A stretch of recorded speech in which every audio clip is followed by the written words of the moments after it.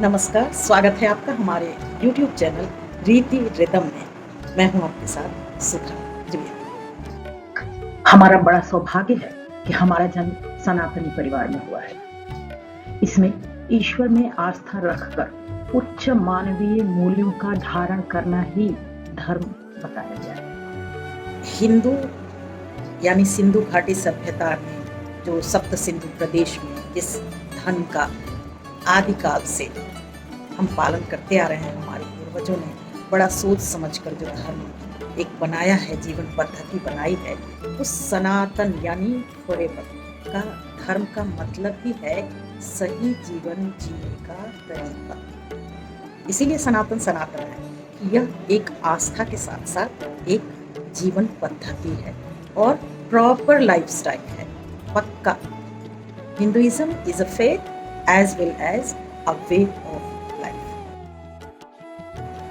आज की इस वीडियो में हम आपको कुछ ऐसी छोटी छोटी चीजें बताएंगे। आइए देखते हैं कि आसानी से हिंदुइज्म की प्रैक्टिस कैसे करें। उससे पहले एक निवेदन करना चाहूंगी कि हमारे चैनल को आप सब्सक्राइब करें और ये वीडियो अंत तक देखें। अगर आपको पसंद आए तो आप इसे लाइक करें, शेयर करें और बेल आइकन ज़रूर दबाएं, क्योंकि हम इस चैनल पर लगातार हिंदू धर्म से जुड़े हुए रीति रिवाज, दैनंदिन जीवन में कई लोग प्रश्न करते हैं कि इस संस्कार में क्या करें, तो ये छोटी छोटी चीज़ें हम बताते रहते हैं। तो अगर आप बेल आइकन प्रेस करेंगे तो आपको उसकी सूचना मिल जाएगी। तो चलिए देखते हैं। यहाँ मैं आपको एक सूची दे रही हूँ कि सनातन यानी हिंदू धर्म की मूलभूत अवधारणाएं क्या हैं। फाउंडेशनल जो उसके कॉन्सेप्ट हैं उसकी एक सूची आप यहाँ पर देखेंगे। सुबह जल्दी उठना, भगवान को याद करना, घर में बड़ों के पांव छूना, स्वच्छता और पवित्रता का पालन करना, और तब आती है आराधना और पूजा की बारी, और उसके बाद पाठ, जब समय मिले तब सत्संग, भजन, कीर्तन। तो इसमें कोई इतना मुश्किल काम मैंने नहीं बताया जो आप नहीं कर पाएंगे, और वही मैं आपको बता रही हूँ कि कैसे इसको आप आसानी से करेंगे। सुबह जल्दी उठना। देखिए, हम हिंदू हैं, हिंदू प्रकृति पूजक होते हैं और सूर्य तो प्रत्यक्ष देवता है। पूरी धरती पर हर धर्म, गरीब अमीर सबके पास वो पहुंचते हैं। ऐसे सूर्य देवता जब हमारे यहाँ आते हैं, जब उनका उदय होता है, तो ये हमारा धर्म है कि हम उनके स्वागत में प्रस्तुत करें। जब आपके घर में कोई बड़े लोग आते हैं तो आप क्या करते हैं? सोए रहते हैं? नहीं, आप उनके स्वागत के लिए अपना घर द्वार सब साफ करके और प्रस्तुत होते हैं, खुद भी तैयार होते। बिल्कुल उसी तरह सुबह हमें तैयार होना है और सूरज के उगने से पहले ये प्रयास करना है कि हम उठ जाएं। अच्छा, शुरू में ये आपको थोड़ा सा लग सकता है कि मुश्किल है, लेकिन धीरे धीरे आप 15 मिनट्स अहेड, थोड़ा आज अगर 8 बजे उठते हैं तो एक दिन पहले 7:45, उससे पहले 7:30, ऐसा करके धीरे धीरे आप अहेड करें तो आपको ये आराम से सूर्योदय से पहले नहीं तो कम से कम 6 बजे तक उठने का अभ्यास हो जाएगा। और मैं तो कह रही हूँ कि बचपन से करवाएं अभ्यास। तो जब बचपन से ही बच्चों को इस तरह से, सुबह स्कूल तो वैसे भी 6 बजे गाड़ी आ जाती है, तो बच्चों को हम सुबह उठने की आदत लगा ही रहे हैं। बस नियम बना लेना है, उनको नियम पूर्वक सुबह उठने की आदत लगानी है। ये नहीं कि आज रविवार है तो सो रहे हैं, नहीं, उठ जाना है तो नियम रखें अपने जीवन में कि उठ जाना है तो उठ जाना है। तो पहला काम क्या करना है? सुबह जल्दी उठने का अभ्यास करना है और उसके बाद उठते ही भगवान को याद करना है। उन्होंने हमें एक नया दिन दिया है, नया अवसर दिया है जीवन जीने का, तो भगवान के प्रति उठते ही कृतज्ञता ज्ञापित करें। इस दिन भर आपके मन में भगवान के प्रति जो आस्था है वो दृढ़ता के साथ बनी रहे। तो सुबह उठते भगवान की प्रार्थना, जो भी आपको याद है, संस्कृत में, हिंदी में, जिस भाषा की प्रार्थना छोटी सी याद है, आप सुबह उठते पहले आँख खुलते भगवान को याद करें। और कोई छोटी सी प्रार्थना, आपको उस समय वॉशरूम वगैरह जाना है तो आप कोई छोटी सी प्रार्थना उस समय कर लें। मैंने कुछ प्रार्थनाओं के लिंक कमेंट बॉक्स में भी दे रखे हैं। उसके बाद आप शौच आदि से निवृत्त होते हैं और तब अपने कमरे से बाहर निकलते हैं। तो घर में जो भी आपसे बड़े मिलते हैं उनके पांव छूकर प्रणाम करने का आप प्रयास करें, और जो भी आपके सामने आते हैं, बड़े या छोटे, उनका यथोचित अभिवादन करने का भी अभ्यास करें। ये एक बहुत अच्छी आदत है कि आप कहीं बाहर से आते हैं तब और सुबह उठते हैं तब अपने बड़ों से आशीर्वाद लेते हैं। उसके बाद बारी आती है स्वच्छता और पवित्रता। ये भी बहुत नियम पूर्वक हमारे घरों में ऐसा नियम हमारी दादी माँ ने, हमारे पूर्वजों ने, पुरखों ने बड़े वैज्ञानिक दृष्टिकोण से ये चीज़ें बनाई हैं। तो क्या बनाया है कि सफाई सुबह उठते हम करें। सुबह जैसे ही आप उठते हैं आप अपने घर की, अपने आसपास की सफाई करें। स्वच्छता और पवित्रता ये हिंदू धर्म का उसकी एक आत्मा है। और फिर अपनी सफाई यानी स्नान, दांतों को साफ करना, स्नान करना, अच्छे से कपड़े पहनना, ये सब काम हम कर लेते हैं। और पवित्रता में ये भी आता है कि कभी भी जूठे बर्तन नहीं छोड़ना है हमें। कभी भी शौच का उपयोग करते हैं तो हमें अपने हाथ साबुन से धोने हैं। बाहर से आते हैं तो जूते वगैरह बाहर रख देना है और हाथ पांव धोना है। स्वच्छता के सामान्य नियमों का पालन रिलीजियसली करना है, यही हमारा धर्म है। और जब आप स्नान कर लेते हैं अच्छी तरह, तब जिस चीज़ की बारी आती है तैयार होने। तो आप स्नान करके अच्छे कपड़े पहने। अच्छे मतलब बहुत ब्रांडेड कपड़े पहन लिए, ऐसा मतलब नहीं है। कैसे कपड़े हम पहनेंगे जो मैले कुचैले नहीं हैं, रंग उसके भद्दे नहीं पड़ गए हैं, कटे फटे नहीं हैं, जले हुए कपड़े नहीं हैं या बेहुदा टाइप के कपड़े नहीं हैं। इसका हमें ध्यान रखना है। कहावत है कि अपनी रुचि से भोजन करते हैं और दूसरों की रुचि से हम अपने को ड्रेसअप करते हैं। तो हमें सामाजिक मर्यादा का भी अपनी ड्रेसिंग में बहुत ध्यान रखना है। और श्रृंगार प्रियता हमारे धर्म में जुड़ा हुआ है कि जैसे छोटी सी एक बिंदी लगा ली, कुमकुम लगा लिया, अपने बालों को संवार लिया, छोटे छोटे हल्के फुल्के आभूषण पहन लिए, बहुत तड़क भड़क वाला नहीं लेकिन छोटे मोटे आभूषण पहन लिए।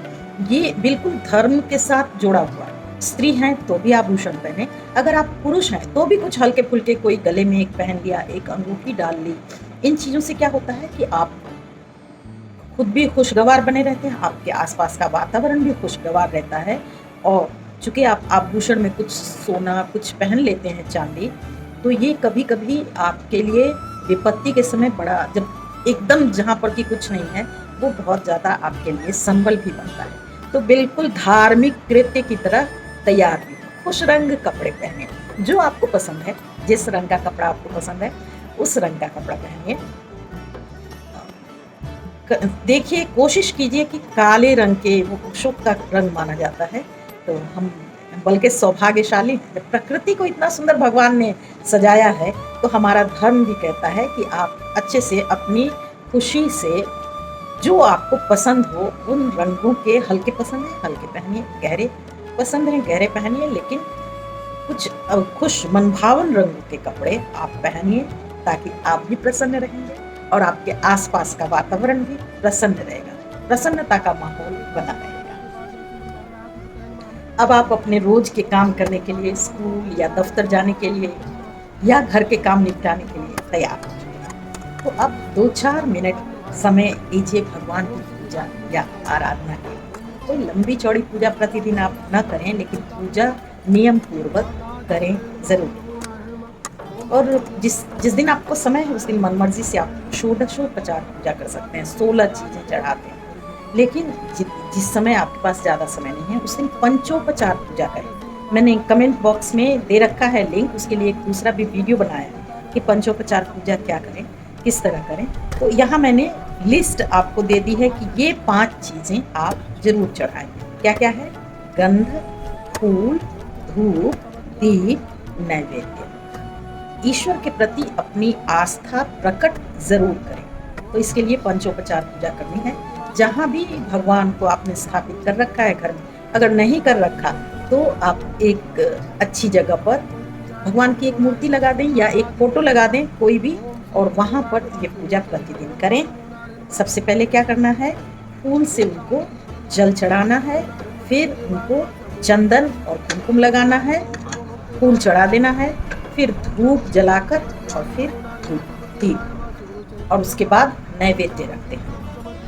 अच्छा, इसमें क्या मुश्किल है? जब आपका घर पवित्र हो गया तो ऐसे भी आप कुछ फ्रेग्रेंट उसमें कुछ इत्र सुगंधी छिड़कते हैं, तो वही चंदन भगवान को समर्पित करें, वही कुमकुम अपने श्रृंगार के लिए जो लगाते हैं पहले भगवान को लगाएं और फिर स्वयं भी लगा लें।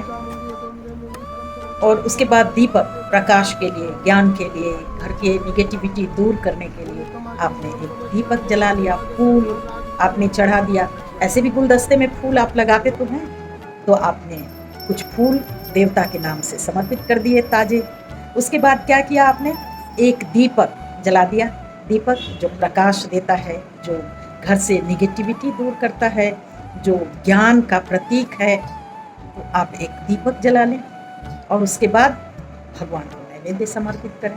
तो गंध, पुष्प, धूप, दीप, नैवेद्य 5 मिनट लगेगा आपको, इसमें आप चढ़ा दें। ऐसे भी अच्छी चीज़ें सबको घर भर को देना है तो कुछ मेवे चढ़ा देते हैं, कुछ मिष्ठान, यही तो भगवान को चढ़ाते हैं। सब लोग थोड़ा थोड़ा उस समय खा लेंगे, पानी पी लेंगे, ब्रेकफास्ट हो जाएगा उसी का। तो एक पौष्टिक चीज़ 2-2 दाने सबके मुंह में चले गए, मेवा मिष्ठान, तो भगवान को ही क्यों ना समर्पित कर दें, पवित्रता भी मेंटेन हो जाएगी। और इस तरह कभी कभी आप बीच बीच में भगवान को भोग लगाने के लिए कुछ अच्छी चीज़, हलवा, कभी सेवई, कभी खीर बनाएंगे भी, तो नैवेद्य चढ़ाना है। इससे 2 बातें बहुत अच्छी होती हैं। भगवान के प्रति आस्था से हम अपने काम का अपने दिन की शुरुआत करते हैं, तो इससे हम बुरे कामों से बच जाते हैं। हमारे मन में ये भाव रहता है कि ईश्वर हमें देख रहा है। हम फिर बुरे कामों से धीरे धीरे हमारा अभ्यास बनता जाएगा कि हम उससे दूर हो जाएंगे। और दूसरी बात होती है कि जब हम ईश्वर के प्रति आस्था प्रकट करते हैं और उससे अपने दिन की शुरुआत करते हैं, तो हमारे मन में निराशा घर नहीं कर पाती। धीरे धीरे हमारे मन में ये विश्वास दृढ़ होता जाता है कि ईश्वर हमारे हर कदम पर हमारे साथ है। और फिर आप गलत रास्ते में पड़ने की संभावना बहुत क्षीणतर होती चली जाती है। आप दुनिया का कोई भी धर्म, कोई भी मत, कोई भी संप्रदाय देख लें, पूजा के साथ पाठ अटैच है। तो पाठ जो है, वाणी ईश्वर का वरदान है। हमें भी पूजा के बाद पाठ, कुछ भी पाठ ज़रूर करना है। अगर आपको सुबह में समय नहीं मिलता तो जब समय मिलता तब हाथ पांव धोकर और इत्मीनान से बैठकर कोई भी अपने शास्त्र, धार्मिक ग्रंथ, उसके 2 पन्ने ही पढ़ें, लेकिन नियम पूर्वक आप पाठ प्रतिदिन करें ज़रूर। बच्चों को भी ये आदत लगाएं। आपके घर में कोई वृद्ध है, कोई बीमार है, तो उनका नियम भी आप प्रयास करें कि भंग न होने दें। आप उसके लिए भी उनके हाथ पांव पोंछ कर कपड़े बदलवा दें। वो अपने बिस्तर पर बैठ के भगवान का स्मरण कर सकते हैं। तो नियम बहुत आवश्यक है। अब पूजा के बाद बारी आती है पाठ की, तो इतना आप ज़रूर करें भाग दौड़ के भी जीवन में, क्योंकि हम जिस धर्म में जन्म हमारा हुआ है, ये हमारा धर्म, हमारा दायित्व, हमारा कर्तव्य बनता है कि हम उसकी अनुपालना करें। और जब समय मिले तब आप सत्संग में, भजन में शामिल हों। व्रत, उपवास और बाकी चीज़ें बाद में आती हैं, जिसके लिए मैं आपको अगले वीडियो में बताऊंगी कि क्या करना है।